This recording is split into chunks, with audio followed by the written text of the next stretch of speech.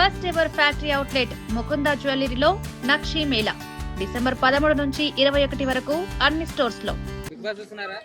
అసలు ఎలా అనిపిస్తుంది బిగ్ బాస్ ఈ సీజన్? ఎలా అనిపిస్తుంది? బానే ఉంది. అన్ని సీజన్ల కన్నా ఈ సీజన్ నాకు చాలా చాలా బాగుంది. ఈ 2 వీక్స్ అయితే ఇంకా మామూలుగా లేదు. సపోజ్ ఇంకా 1 వీక్ అయిపోయింది, ఇంకా 1 వీకే ఉంది కాబట్టి మా తనుజక్క దూసుకెళ్ళిపోతుంది. ఇంకా మామూలుగా లేదు. ఇంకా అసలు గేమ్స్ ఆడుతుంది. అబ్బా నిజం చెబుతున్నా, అసలు ఆ పవన్ కళ్యాణ్ కాలు మొక్కలు రబై వాడు మగాడు రబ్బుచ్చి వాడు అసలు పవన్ కళ్యాణ్ మగాడు. అసలు ఎట్లా అంటే మా తనుజక్క సపోర్ట్ చేస్తున్నాడు, ఇటు ఎమానుయల్ సపోర్ట్ చేస్తున్నాడు.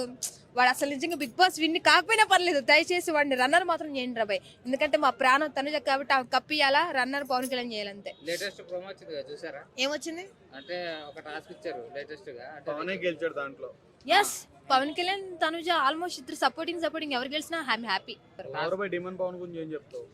డిమాండ్ పవన్ కొంచెం ఇంట్రెస్ట్ చూపిస్తే దయచేసి అన్నను తనుజక్కని టార్గెట్ చేయకు. ఇప్పుడే టార్గెట్ చేసిన వాళ్ళు వస్తున్నారు బయటికి. దయచేసి నువ్వు తనుజక్క జోలికి వెళ్ళమాకు. నువ్వు ఆడపోయినా పర్లేదు, నువ్వు ఆమె మాత్రం ఆమె గెలకొద్దు, ఆమె జోలికి వెళ్ళొద్దు దయచేసి. నేను ఆయన ముందు చూపు చదువుతున్నానా, మా తనుజక్క జోలికి వెళ్ళొద్దు అన్న. నువ్వు మంచిగా ఆడు, కానీ దయచేసి నువ్వు మా అక్కనితో పెట్టుకోవద్దు. జనాలు ఉంచరు ఇంకా అంతే. బయటకు వచ్చాక బాగా ఆడుతున్నాడు, టాక్ నడుస్తుంది, ఏమంటావు? ఆడుతున్నాడు కానీ ఆమెని ఎక్కువ ట్రోలింగ్ అంటే టార్గెట్ చేస్తున్నాడు అక్కని. పవన్ కళ్యాణ్ అన్న ఉన్నాడు కదా, అన్న చూసుకుంటాడు ఇంక అంతే. టాప్ 3, 5, 6 ఎవరున్నా సరే తనుజక్క ఫస్ట్ ఉంటది, అది మాత్రం ఫిక్స్. నాకు వచ్చిందన్న, మొన్న వచ్చింది తనుజక్క కప్పు గెలుస్తున్నట్టుగా వచ్చింది, పవన్ కళ్యాణ్ అందరూ వచ్చింది. కానీ దయచేసి ఒకవేళ పవన్ కళ్యాణ్ వీరందరూ కాకపోయినా తనుజక్క జీవితంలో సపోర్ట్ చేసిన ఒక మగాళ్ళలాగా, ఒక మంచి బుజ్జిగాళ్ళలాగా మిగిలిపోతారు ఇంకా లైఫ్ లో మాత్రం.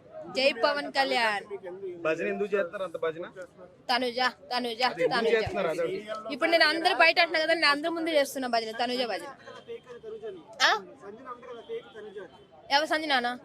లచ్చ మాటలు మాట్లాడతారా? అన్ని పాటించుకుంటామే ఏంది? ఆడియన్స్ వస్తేనే అందరు అడిగిన ఒక్కొక్క క్వశ్చన్కి ఎట్లా చెప్పింది చూసారుగా, ఒక్కొక్కరు టప్ప ఇచ్చేసింది. ఒక అతను అన్నారు, మేడం సార్ మేడం అంతే అన్నారు కదా.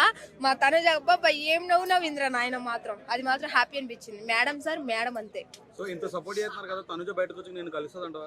అన్న ఒక విషయం, తనుజ నన్ను కలిసినా కలకపోయినా ఆమె విన్ అయితే మాత్రం ఫస్ట్ వాళ్ళ ఇంట్లో వాళ్ళే కానీ నేను మాత్రం హ్యాపీగా ఫీల్ అవుతా.